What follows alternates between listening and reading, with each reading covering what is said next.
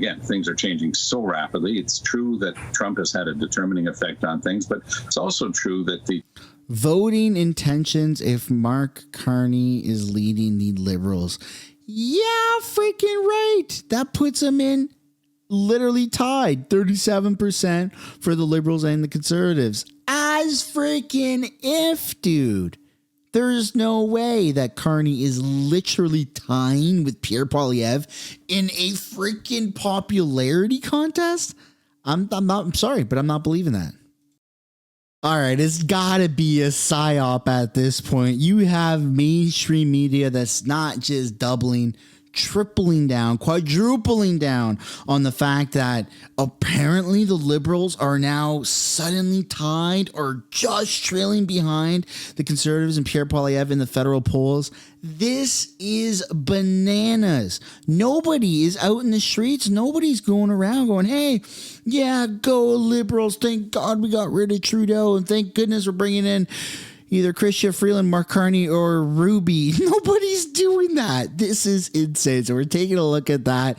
We're also taking a look at Doug Ford, the Interior Premier, runs off to MSNBC to talk about the aluminum tariffs there and a couple of other stories, as well as a slander campaign or attack campaign happening on Premier of Alberta, Danielle Smith. Welcome back to the channel. Welcome back to another video, everybody. Before we get into it, I do want to encourage you all to the like button and subscribe if you haven't already. It does really help grow the channel, and we're going to be talking about tariffs, which is a perfect segue into this. You know my thoughts on tariffs. The Canadian government, Justin Trudeau, is going about this all wrong. While I do actually very much support locally made in Canada products, what we're seeing right now, it really highlights the need for unbiased information. Big tech algorithms and biased media, they create these massive echo chambers, making it hard to get an accurate picture and see what's really happening. Luckily, there's a solution, and that's Ground News. They're an app and website that I partner with because they are committed to giving you the 100% unbiased truth. Go to ground.news/sun to see for yourself how this works. Here's a story about Shopify CEO Toby and his surprising take on Trump's tariffs. Over 20 sources are covering the story, and Ground News gives me a quick summary based on all the articles. Most of the coverage is from the right, about 75%, with just a couple sources in the center and none from the left, which makes this a blind spot for the left. Why am I not surprised CBC is ignoring this story? When you look at the headlines, you can see for yourself how different outlets are framing the story. The New York Post is a right-leaning outlet and highlights Shopify as Canada's second largest company and says the CEO defends Trump and demands while slamming Trudeau for making the trade war worse. Meanwhile, the center-leaning CTV takes a more neutral approach, focusing on Luke's warning of hitting back will not be leading to anything good. Seeing these different takes side by side on Ground News really helps cut through all the spin. Instead of just seeing one version of the story, you get to compare how different outlets report on the same event and decide for yourself what to think. If you love politics as much as I do, you can actually track all the latest trends that are happening on the interest page of Ground.News. These pages help me stay updated on critical events and media blind spots. With so much uncertainty around tariffs, around an election, around Justin Trudeau, it's so important for me to stay fully updated on everything that's going on. And that's why I personally use Ground News. Go to ground.news/sun, click the link in the description or scan the QR code and subscribe and get 40% off the Vantage plan right now. That's the same plan that I use to get unlimited access. Plus, by subscribing, you're not just helping my channel, but you're also taking back control of how you get to view the news. Thank you, Ground News, for sponsoring today's video. Alrighty, so we're going to kick things off here with this video, taking a look at, I guess she's not considered Justin Trudeau's mistress anymore since he's single, but allegedly this was Justin Trudeau's mistress at once upon a time. You have Mélanie Joly, the Canadian Barbie role player. She speaks at the International Security Forum, an annual gathering on foreign policy experts, says that Ukraine will decide what victory looks like and that it should be a part of NATO. Hell to the no. Let's take a look. The Ukrainians will decide what victory looks like. But I think there's a fundamental principle that is really important, which has been highlighted, which is Putin cannot just leave, rearm, and reinvade. This would be bad for Ukraine. This would be bad for all of us. And so we need to make sure that there is future security for Ukrainians. It would be a threat for NATO. It would be a threat for all democracies, because it would be sending also a message, not only to, of course, Russia would be sending a message to itself, but it would be sending a message to other autocracies. I think that what Canada came up with was a concept of, well, we think that eventually Ukraine should be part of NATO when conditions allow. We need to make sure that there are bilateral security agreements that are signed between Ukraine and many countries. At this point, there's been 30 countries that have signed that. These different security agreements, and they've been very successful. It is a way to make sure that there is predictability, that Ukraine can know that allies will be there for at least 5 years. So we've signed some, the entire G7 has, many NATO countries, and want to continue to work on that. And finally, last point, I think that what is really, really important when we think about the Ukraine war is the human reality of the war. Yeah, no, I don't want that. I don't condone. I don't support that. I do not think that Ukraine should be a part of NATO at all. They border Russia. They have a lot of baggage. No.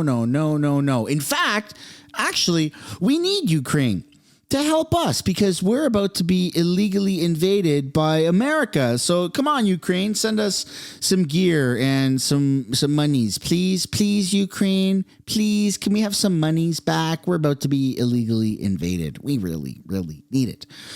Who does need some help, though, is Premier Danielle Smith. She's been going through some controversy. She's denying things.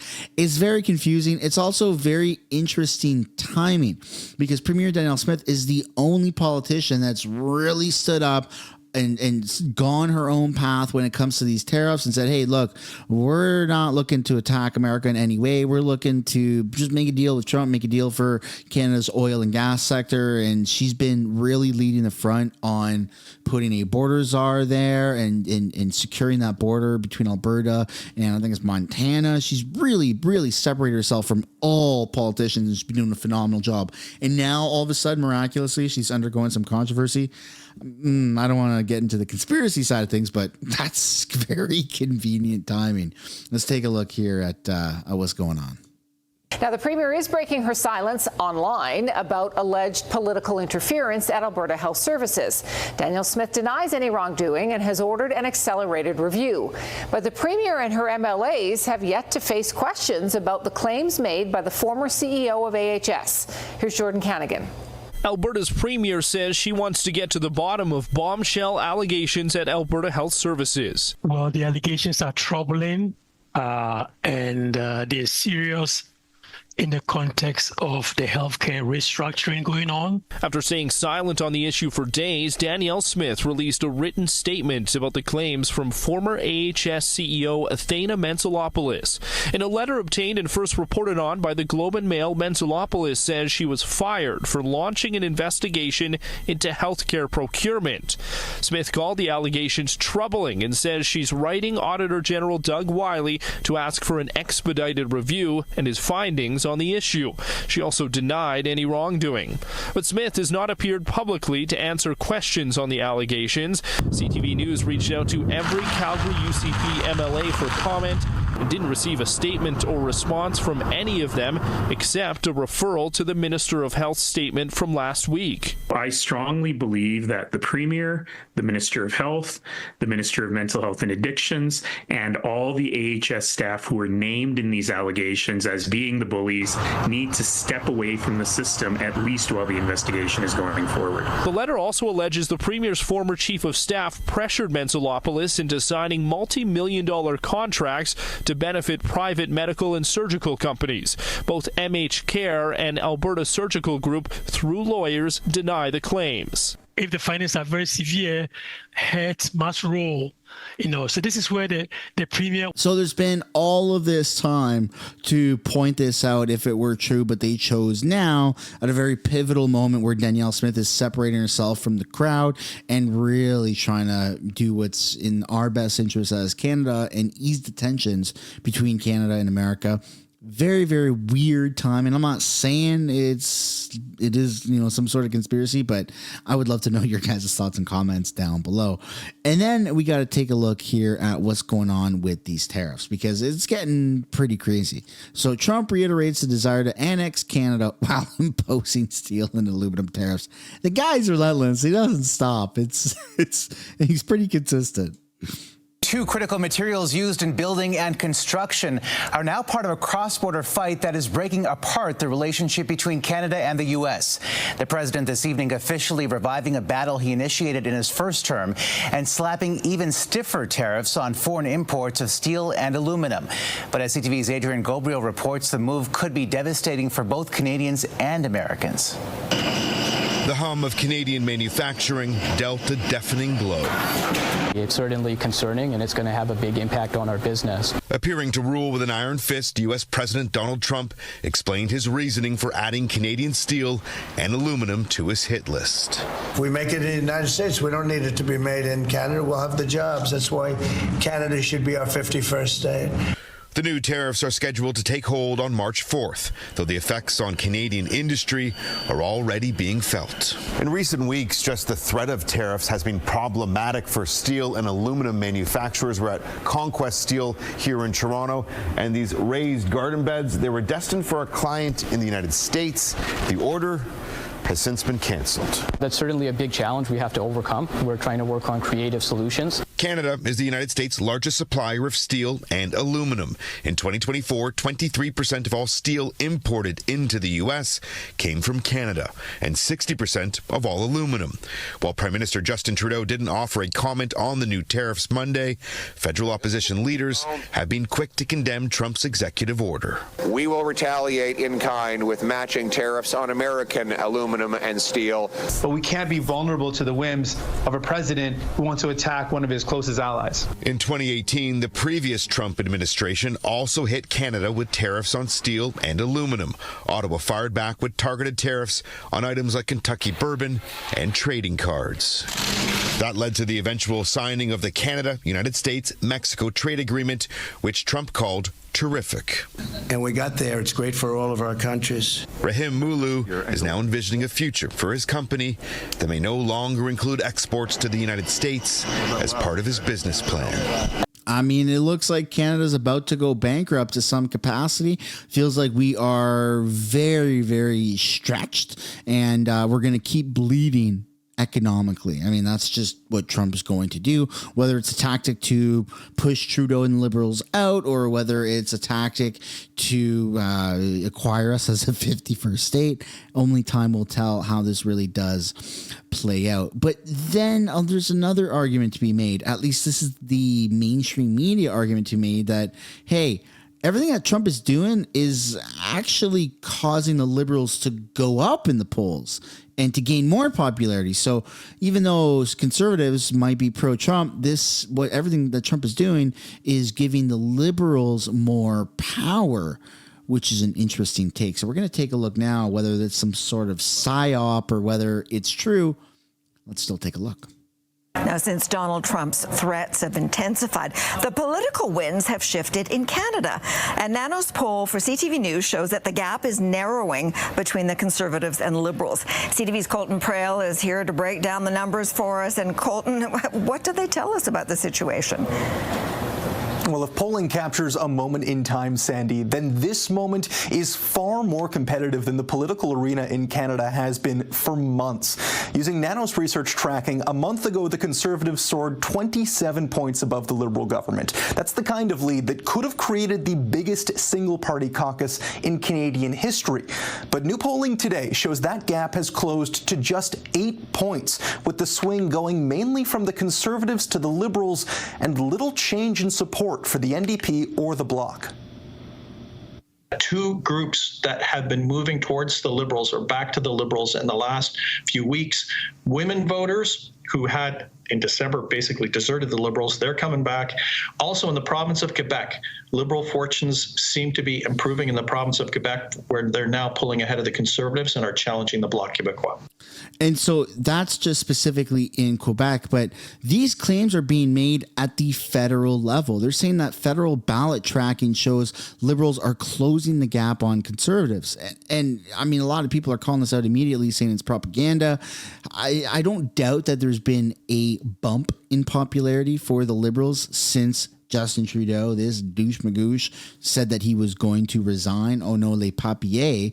But I don't know. I don't think it's been this significant of a bump to boost the Liberals to basically close the gap with the Conservatives. That seems preposterous. So we're going to take a look now at the actual federal polling, and really this either propaganda, psyop, or just mis and disinformation campaign that the Liberals are pushing.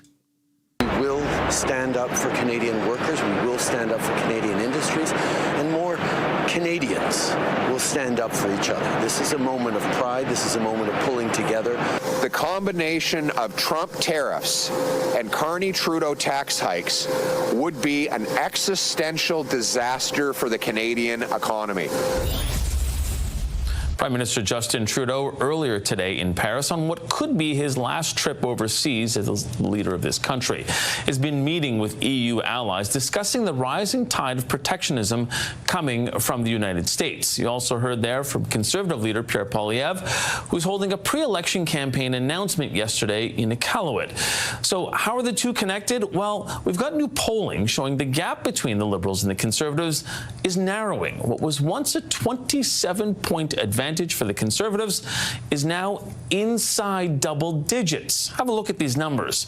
This is the latest Nanos research federal ballot tracking, and it has the Conservatives at 38.3%. The Liberals are now at 30.1%. The NDP at 16.4%. Léger Marketing also has the Conservatives at 40% and the Liberal Party at 31%. That's two polls now showing the gap is just single digits. So how did this change so quickly? Well, one word: Trump. Respondents to the Nanos poll say that the American president and Canada's relationship with the U.S. is a growing concern. Chief data scientist and CEO of Nanos Research, Nick Nanos, told CTV News that Conservatives have been caught flat-footed on the issue of dealing with Trump. So will we see Pierre Poilievre taking a tougher stance on the U.S. president and how we deal with him? Let's bring in our front bench. Do you think that these numbers are having inside the war room of the Conservative Party right now?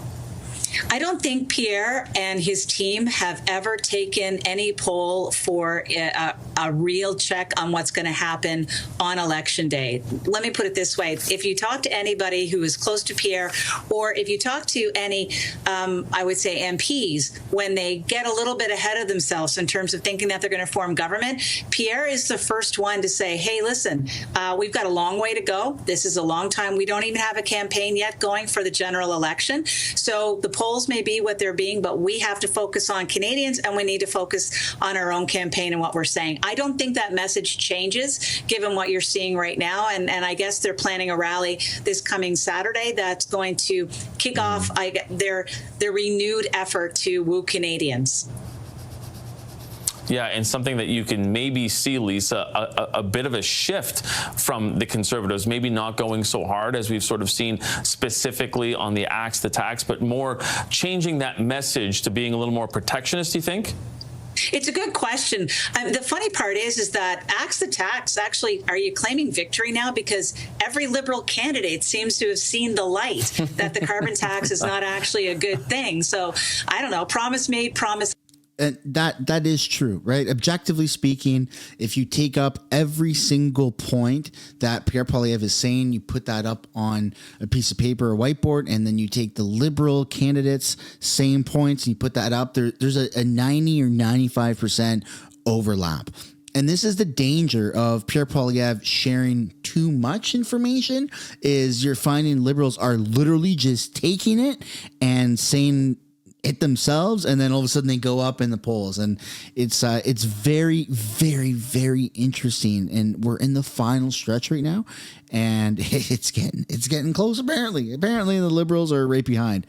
I don't know if I believe that, because You ask most people who the hell Carney is, and they have no idea. You ask most people in Canada who Poilievre is, and they're going to say, oh, yeah, that's the conservative guy, or the guy going up against Justin Trudeau. It's a pretty well-known name in Canada by now. Trudeau, you ask who he is, of course everybody knows him because he's extremely famous, not in a good way, in a very much bad way, but people still know who he is.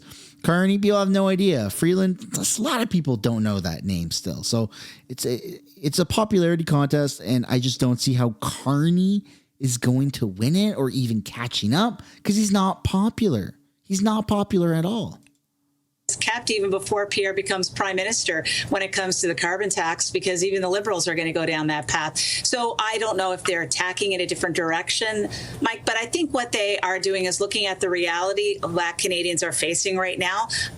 You'd have to be blind not to be understanding of how nervous Canadians are and how I would say rattled they are with respect to what's happening with our neighbors to the south. And as a result, any good leader is going to react to that. And if it means it's going to change what they talk about first and foremost, then that's what they're going to do. I really, you know what, it's interesting.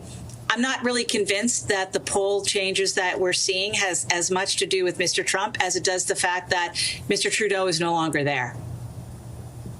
Yeah, and Tom, one of the interesting things when you sort of dig into the numbers, especially from Nanos, that votes in Quebec are shifting back towards the Liberals, despite them not having a leader right now and having zero candidates in their leadership race from the province of Quebec. It's a fascinating thing to see, and it proves an old adage that a month is an eternity in politics, because, a month ago, I don't remember any of us on this panel or any other predicting that that gap would be narrowed down to single digits. And that's without mentioning Mark Carney, because especially the Léger poll goes one step further and then asks the same question with Carney as leader. And across the country, Léger has it at a dead heat, an absolute tie between the two. Now, Lisa's completely right. There hasn't been an election.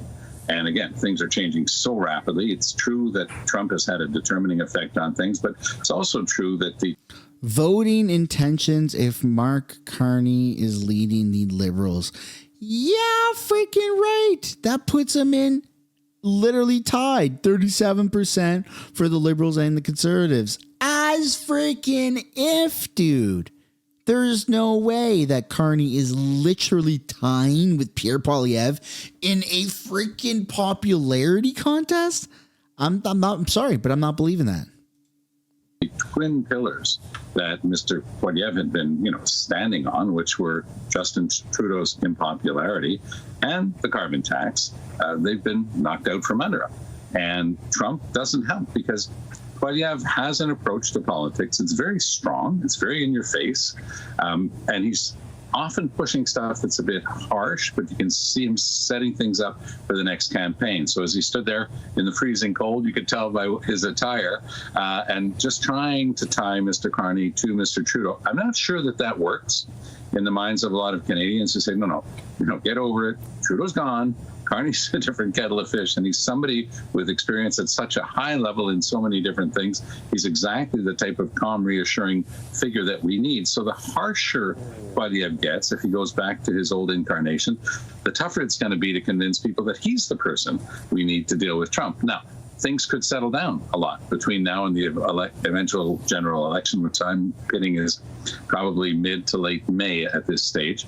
And, things could really change around then. But for now, the Liberals definitely, especially with Mark Carney, when he's factored in, they're doing much better than anybody would have predicted a month ago. Yes, I agree that the Liberals would be doing better than they were a month ago. That makes a little bit of sense, because, Trudeau, there were so many F Trudeau protests. There's so many F Trudeau stickers and merchandise and everything. That was the thing. Canada's identity for a little while was F Trudeau. That, I'm okay with that being part of our identity, but now that's gone, right? And so what is it? F Liberals? Yeah, but it doesn't have nearly the same pull as F Trudeau. And so, yes, there was a bit of a momentum shift when Trudeau said that he was going to resign. Oh no, les papiers, that whole debacle that took place. But I don't think that that's grounds for now Carney almost surpassing Pierre Poilievre in popularity. That doesn't make any sense. And this is where it becomes extremely dangerous, because as time goes on, they're going to keep pushing this narrative. And if somehow the Liberals are finding a way to pause and delay an upcoming election, which should theoretically happen in the next 60 to 90 days, if they keep pushing it back and back and back to October 2025, we don't know what that's going to look like. I mean, there's been a lot of momentum, the wind has been taken out of our sails, it feels like, but it hasn't all bounced into the Liberal category, into the Liberal territory, and given them the momentum. I don't believe that for 1 second. But again, folks, that's my opinion. I'd absolutely love to know yours. And I did promise it at the start of the video, so I will show it right now.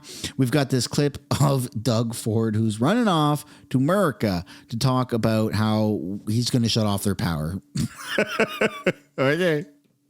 Ford is appearing in his capacity as premier before the U.S. Chamber of Commerce, delivering a speech and also participating in a fireside chat, really talking about the need to reinforce the friendship, the trade relationship between Canada and the U.S. At home, we did see Bonnie Crombie, the Liberal leader, make a new commitment to post-secondary institutions, promising more funding to keep those afloat. And Mike Schreiner is shoring up support for his deputy leader in Kitchener. Here's more of what we heard from the leaders today. As the whole world is watching two closest friends about to wage an economic war against each other, the world is watching carefully. A lot of the world is saying, we're next. A lot of the world is sitting back and laughing. And I'll tell you who's sitting back and laughing is China. I am not planning to increase tuition fees.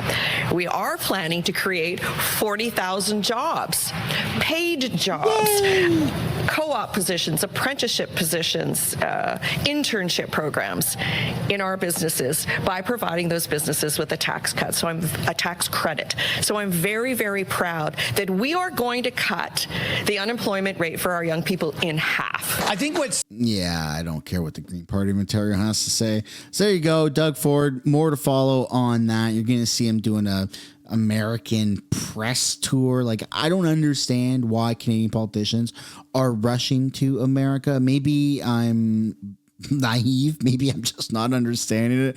Maybe I'm dumb, but it doesn't make any sense to me. Why are you rushing to American news networks and TV shows to get your message across? The only party that hasn't done that is Pierre. Pierre has not gone on any American press tours. Like, is he doing something wrong? Is he doing something right? It's all so confusing to me when it comes to this. I don't really understand it. Maybe somebody can clarify down in the comments below. But that is the end of the video, everybody. I do want to thank Ground News for sponsoring today's video. And I do want to encourage you guys to hit the like button and subscribe to this channel. And I'll see you all in another video. Bye for now.